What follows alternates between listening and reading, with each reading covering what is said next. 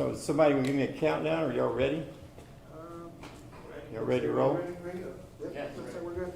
I'm Mayor Mutah in the city of Deer Park. We have with us Sheriff Gonzalez and Lori Christian. Fireman Yeah. Christensen. I'm just giving her a hard time. Yeah, you are. They don't know each The incident today started at approximately 5:23 when the Deer Park Police Department was notified of a chemical leak involving hydrogen sulfide at the PEMEX oil refinery located at 5900 225. Channel Industry Mutual Aid was called, which was a regional response from everybody in this region. It was activated. The preliminary assessment is still being evaluated at this time. We do not have a full count of exposures in hospitals, specific information. The sheriff will respond to some of that in just a bit.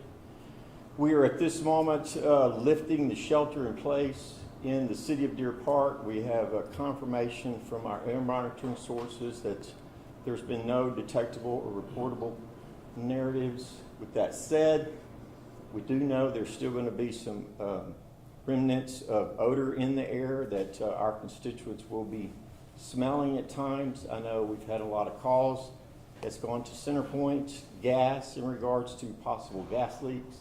There is no gas leaks that we're aware of. This is purely an incident from PEMEX. So at this time, we have the Harris County Pollution Control, we have Harris County Hazmat, we got the Sheriff's Department. Everybody in this region that needs to be here is here handling this situation. At this time, Sheriff, why don't you come in and answer a few questions? Thank you, Mayor. And I want to commend the Mayor, Chief Grigg, the Deer Park Police Chief, Fire Marshal Christensen, and all the first responders. Look, our industrial response works. As soon as we all got the information, we all began moving towards the incident. And so I want to commend them for putting themselves in harm's way. I'm going to review some of my notes because I don't want to leave anything out. And I do want to preface this by saying that all this is still preliminary.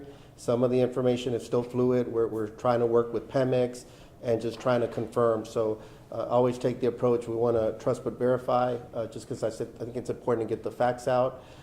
With that said, as the mayor stated, we don't believe there's any threat beyond just the complex itself, unless there's some type of unplanned upset that may occur. If that's the case, then we'll obviously update the information. You've already heard from the mayor. The incident occurred at approximately 4:20.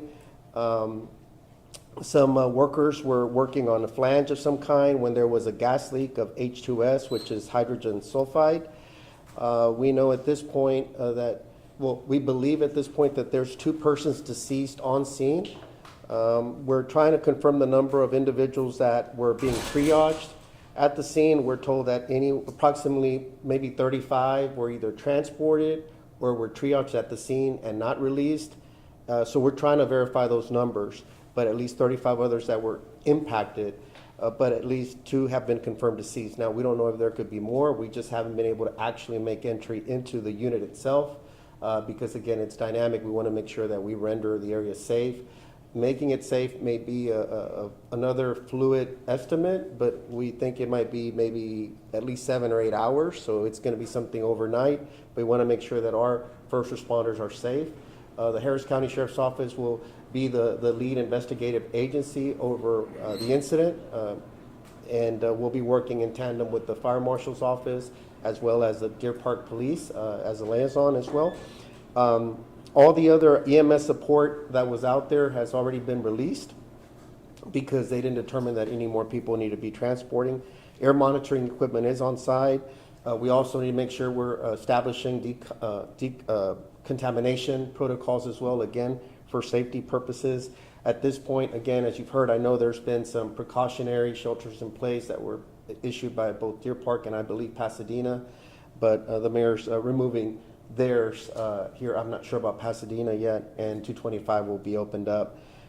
This incident occurred on PEMEX property, so ultimately they're going to have to be the ones to answer and be held accountable for whatever transpired that. We're just trying to focus right now on the response, making sure that everyone's safe, that the broader community is safe as well, and to try to answer any information we have for you. Again, the initial gas was hydrogen sulfide, H2S, and I think it eventually morphs or changes into sulfur dioxide, correct? Some SO2. And that has a low odor threshold itself. So again, we don't believe there's any threat to the broader community.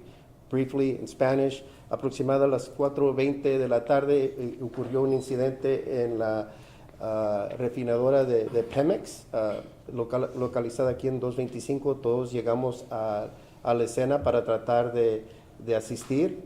Estamos aquí en el área de Deer Park con el alcalde Mouton y también con la jefe de los bomberos del condado, Lori Christensen. Quiero agradecer a todos los oficiales que llegaron aquí para ayudar.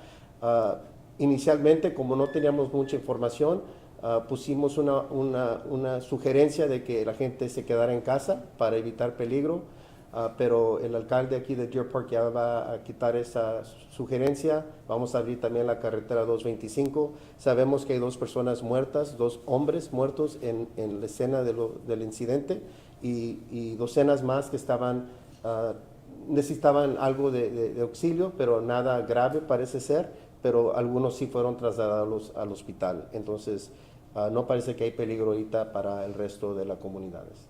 Any questions? So do you know what could have caused this leak? They were working on a flange of some kind, so we don't know if it was some type of manual error. Again, that's going to be part of our investigation, so frankly, I don't want to delve too much into that because this is all still preliminary. And I always believe, let's let our investigative team get in there, really working in tandem with our partners, try to determine what happened. Sheriff, this is going to be a better question for you, for Mayor Mouton. Our 526 records indicate that there was an incident at the same address May of last year. So are you aware of that? Can you confirm that? And is there any procedure when there becomes a repetitive problem at a certain address? Yeah, we're not here to comment about what happened a year ago. There's been a number of well-documented incidents. What we're addressing today is this incident, and we again can confirm that nothing has gotten out into our community. We are lifting that shelter. 225 was temporarily closed. That's being opened back up. So we'll leave most of that up to the appropriate agencies like the TCEQ to come in and review the processes at PEMEX. Can we expect to hear from anyone from PEMEX anytime soon? You'll have to ask PEMEX. Sheriff, usted habló de los heridos o de las personas impactadas, 35 más o menos el aproximado, pero Pemex nos acaba de decir 2 muertos y 5 heridos. ¿Esas 35 personas fueron al hospital? Estamos tratando de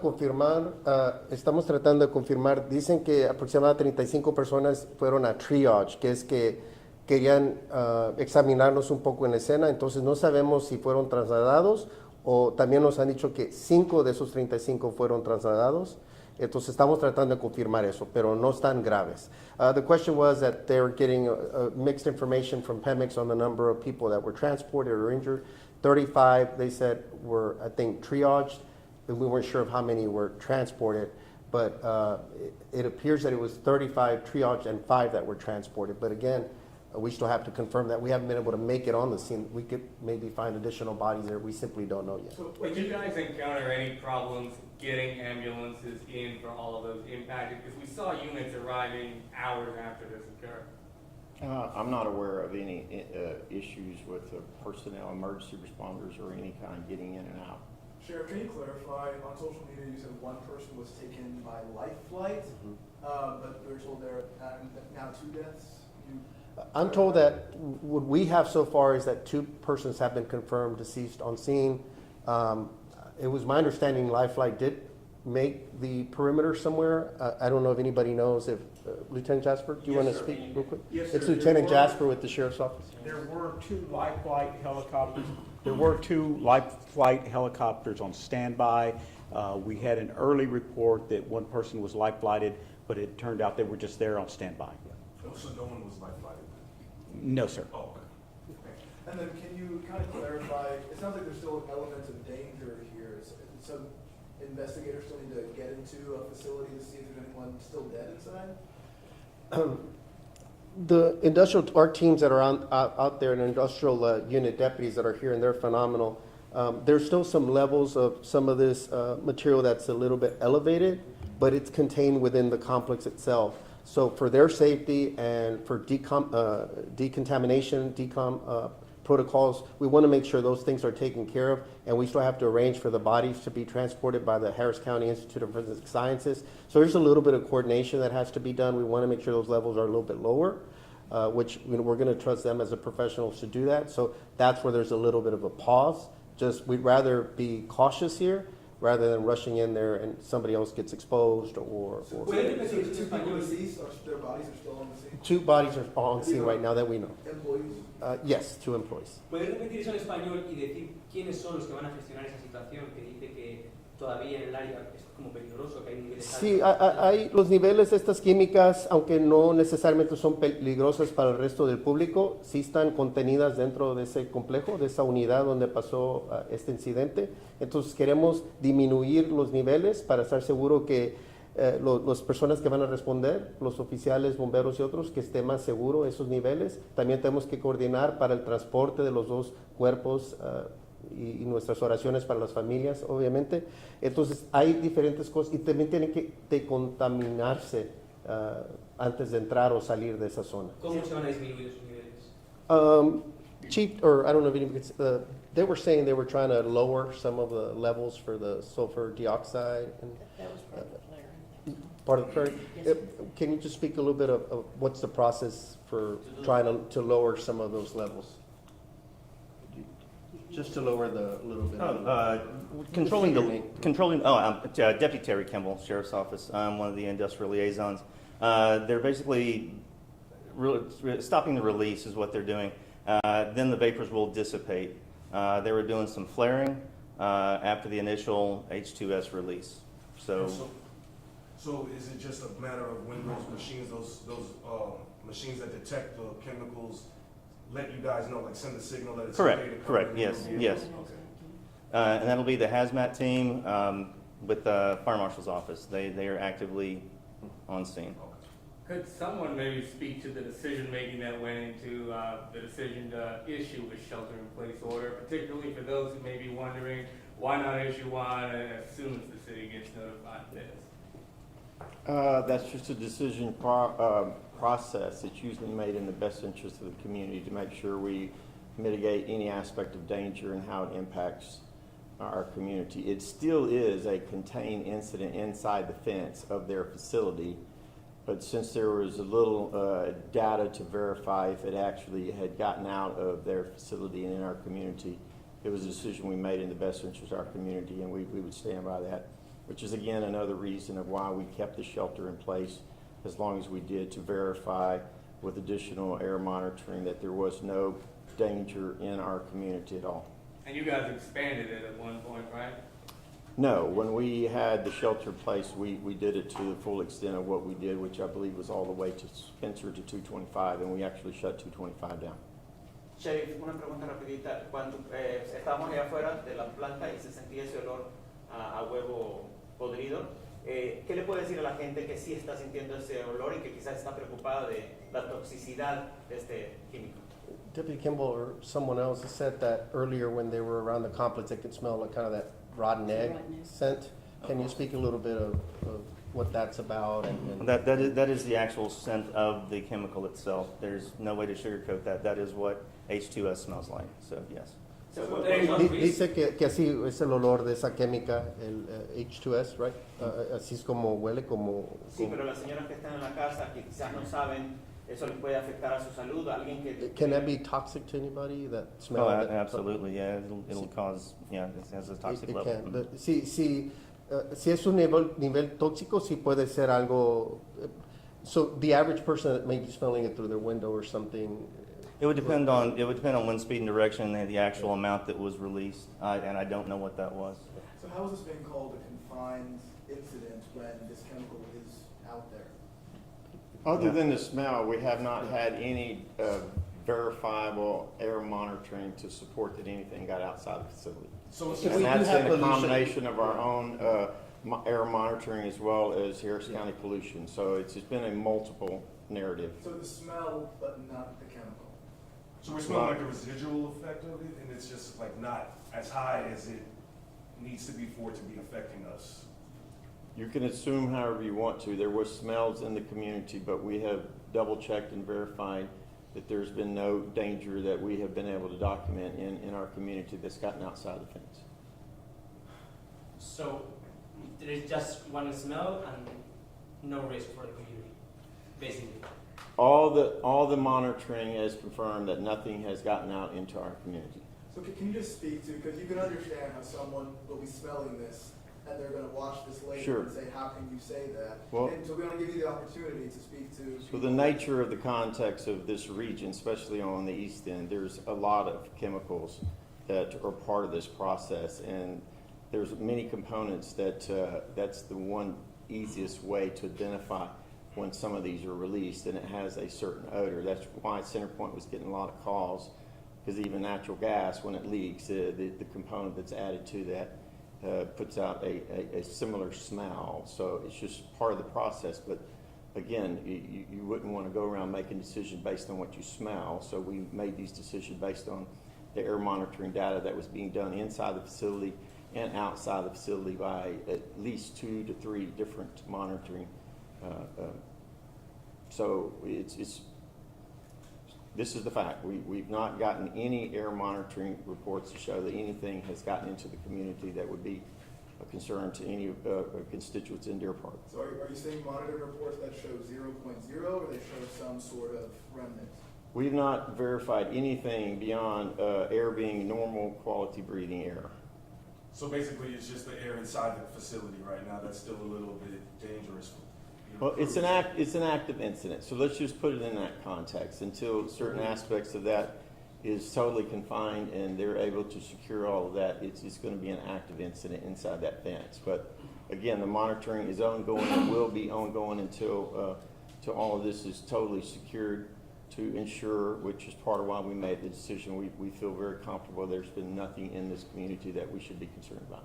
I just want to add just to what the mayor's saying, that we all have folks on the complex there staged. So there's an entire army of folks that are there right now actively working this incident, monitoring all these things. So they're on the ground. That's why I thank them to begin with, because they put themselves, out there to try to make sure that we're trying to get as much information to make sure that the mayor and others are making informed decisions. En español, porque yo creo que es importante que se aclare eso, porque quedó muy dudoso de que nada más es un olor Sí. y la gente que está en la casa va a pensar, bueno, es la naturaleza de la región, pero no solo porque me digan que es un olor, me voy a tener que tranquilizar. Sí, estamos monitoreando el aire, las químicas que están saliendo. Nosotros tenemos mucho personal allí presentes para monitorear esto toda la noche con los otros profesionales. Entonces, por el momento no tenemos información que es algo de que peligro. Obviamente va a oler esa química individual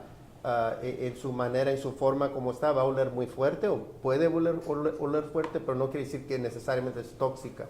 Entonces, obviamente, la gente puede decir como ellos mejores quieren, pero nosotros no estamos determinando en este momento que hay algún peligro. Just last question. Who made these at least 4 tests of air quality? Who made them? Probably Harris County. Harris County Air Pollution Control, we have a monitoring, the CTEH that does third-party monitoring for the city of Deer Park, and then some of the reports that we got from the facility itself.